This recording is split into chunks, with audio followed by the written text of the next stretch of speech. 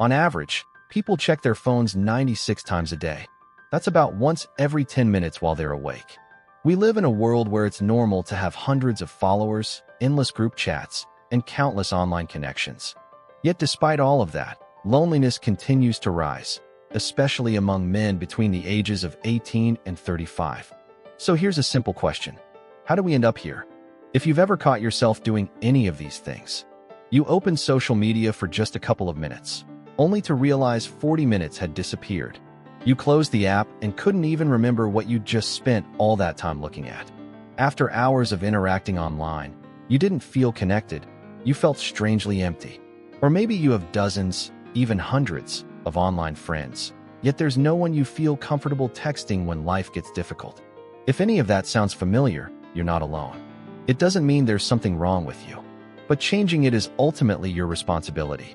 In this video, we'll explore how social media is gradually rewiring your brain, why this problem affects men especially hard, and, most importantly, the 3 simple steps that can help you take control of your life again. It all starts with dopamine. Every like, every notification, and every new comment activates your brain's reward system. For a brief moment, it feels good, and there's nothing wrong with that. The real problem is something else. This kind of pleasure costs your brain almost nothing.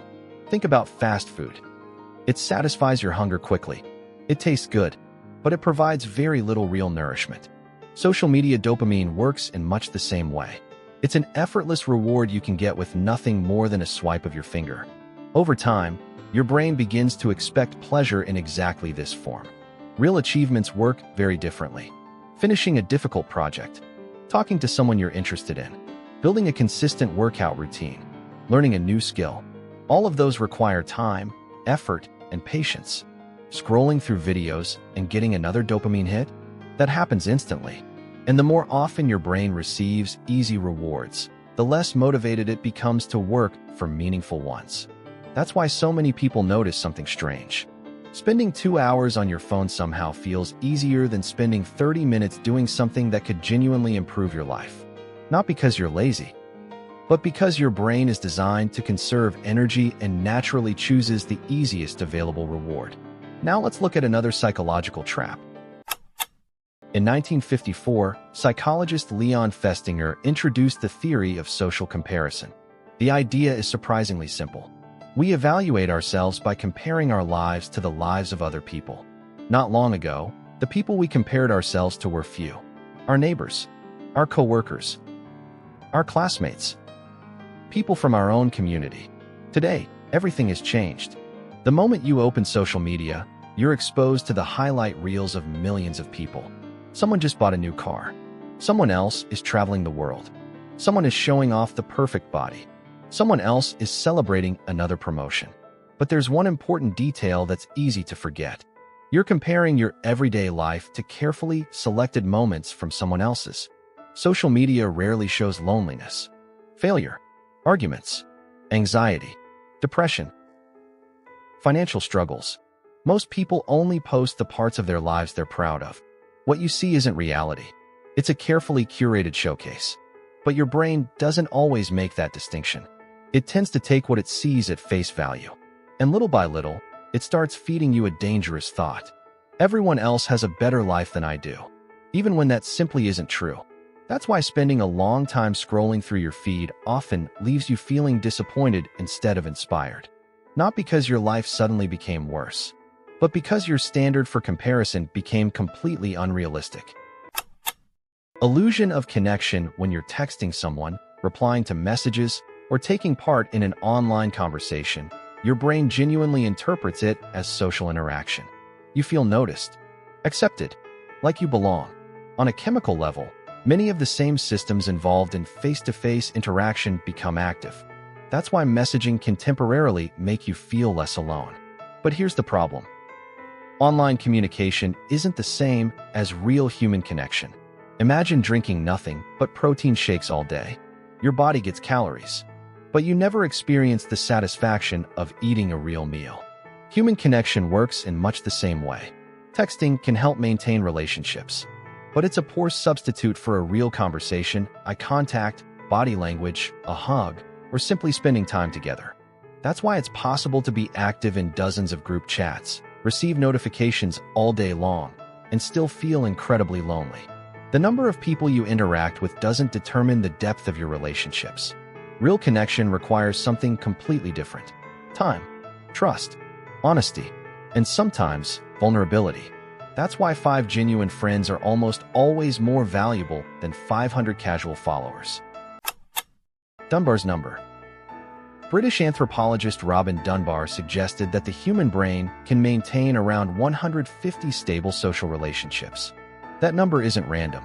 It's based on research into human societies and the limits of our social cognition. But here's what many people misunderstand. Those 150 people are not your closest friends. They're your entire circle of meaningful social relationships. And even within that circle, there's a natural structure. Typically, only about 5 people become truly close friends. Around 15 are good friends. Roughly 50 are people you interact with regularly. The rest are acquaintances you know well enough to maintain a relationship with. Now compare that to the world we live in today.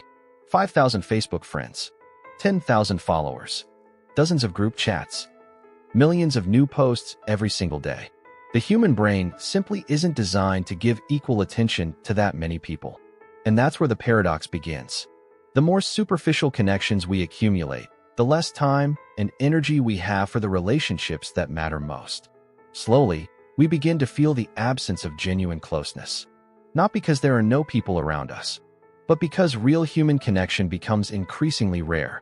So why does this affect men especially hard? Let's look at the facts. Across many countries, men between the ages of 18 and 35 have become one of the loneliest demographic groups.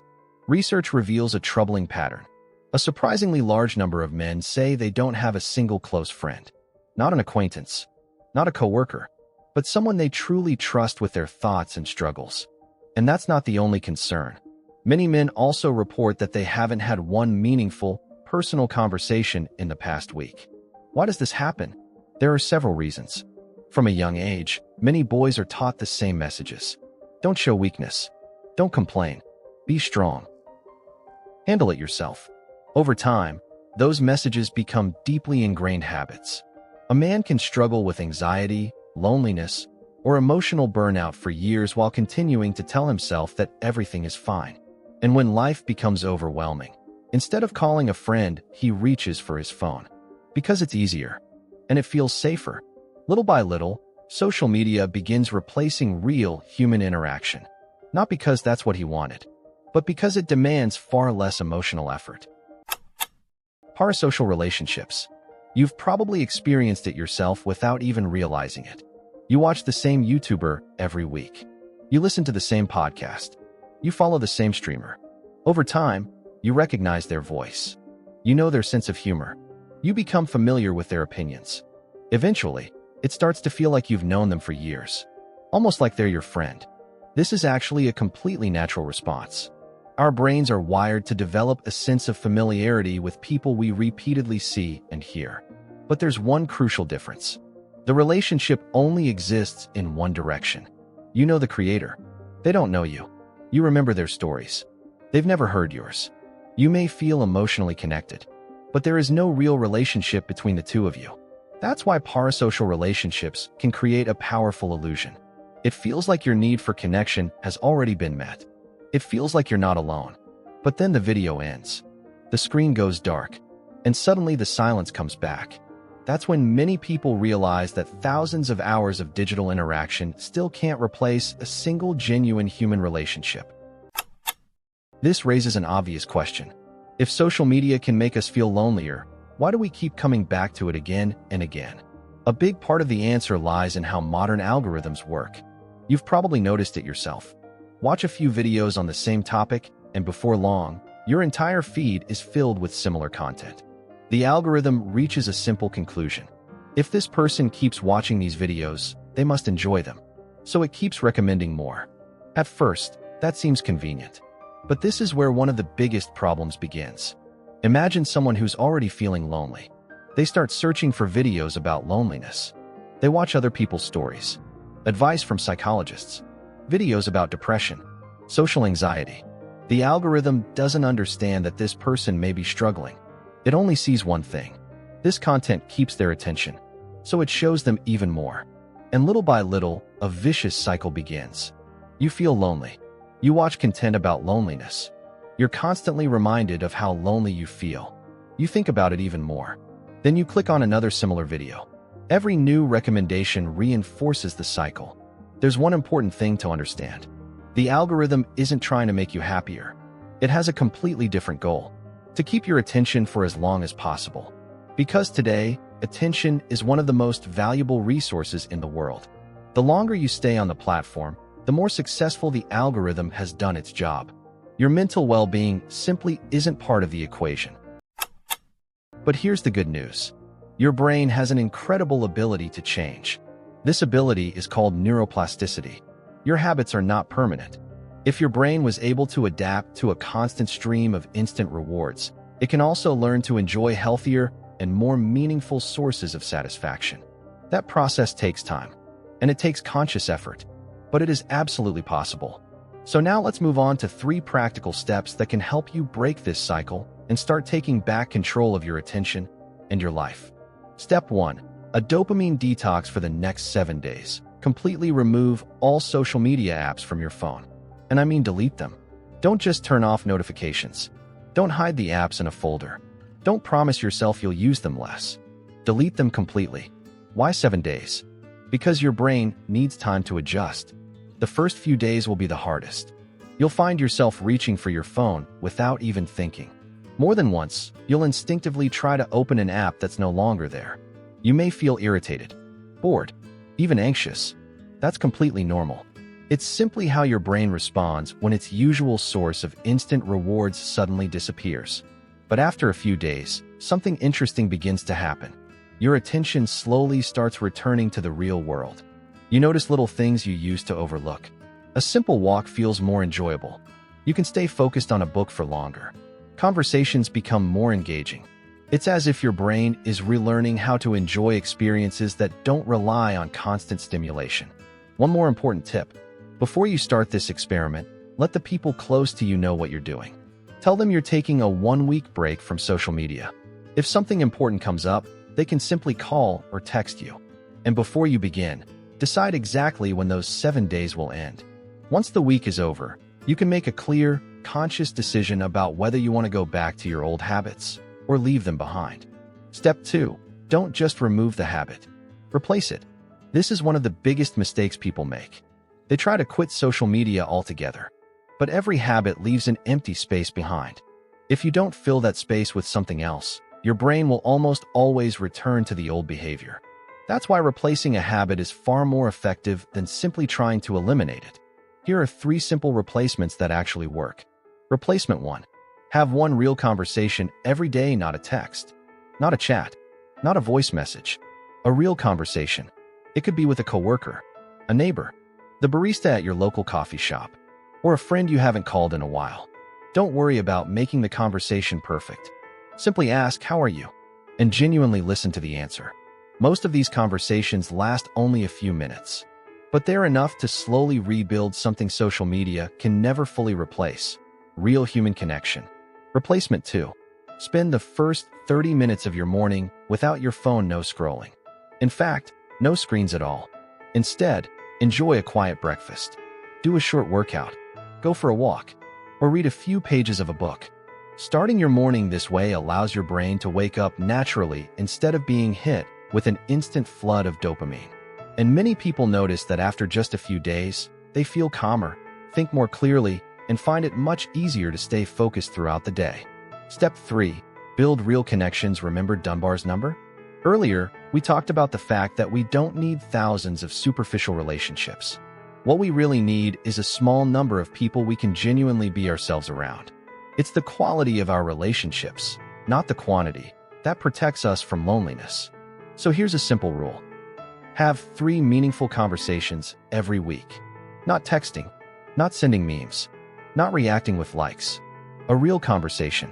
If possible, have it face-to-face. If that's not an option, a phone call works just as well. The important thing is to be fully present. Give the other person your full attention. And don't be afraid to move beyond the usual small talk. Instead of asking, "How's it going?" Try asking questions like, what's been going on in your life lately? Is there anything you've been wanting to talk about?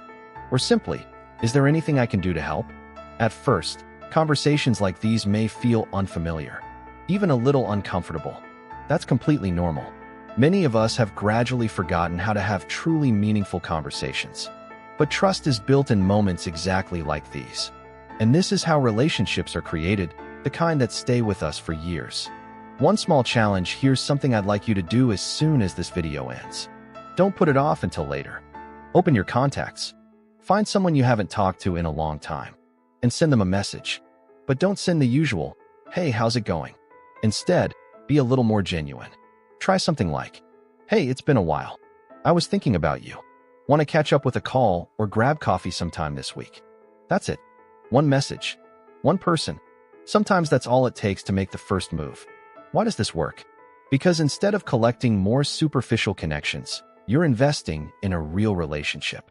And over time, those relationships become your greatest source of support. When that happens, your phone becomes what it was always meant to be, a tool for connecting with people, not a way to escape loneliness. Let's recap. Let's quickly go over the key points. Social media isn't evil. It's simply a tool. What matters is how you choose to use it. And it's important to remember one thing. Every time you open an app, you're making a choice. You can keep scrolling, chasing quick bursts of dopamine that disappear almost as fast as they arrive. Or you can slowly build a life filled with real emotions, real conversations, real relationships, and a genuine sense of connection. So remember these 3 steps. First, take a 7-day break from social media and pay attention to how you feel. Second, don't just eliminate the habit. Replace it with real conversations, physical activity, and hobbies that bring genuine satisfaction. Third, invest your time and energy in the people who truly matter. Because in the end, it's the quality of your relationships, not the number of your followers, that has the biggest impact on your happiness. Will it be difficult at first? Probably. Your brain will resist the change. You'll feel the urge to open those apps again. That's completely normal. Changing any habit takes time. But if you stick with it, you'll start noticing something remarkable. Conversations will become more enjoyable. Your focus will improve. And that constant feeling of emptiness will slowly begin to fade. Now I'd like to hear from you. Leave a comment and tell me one thing you're genuinely going to change after watching this video. Then take a moment to read a few comments from other people. If you see someone who's struggling, leave them a kind word. Sometimes one sincere message can mean far more than 100 likes. If you found this video helpful, consider subscribing to the channel. Here, we don't chase clickbait or empty promises. We explore how the human mind works, why we make the decisions we do, and what actually helps us build a calmer, healthier, and more fulfilling life. Thank you for watching. Take care of yourself, and I'll see you in the next video.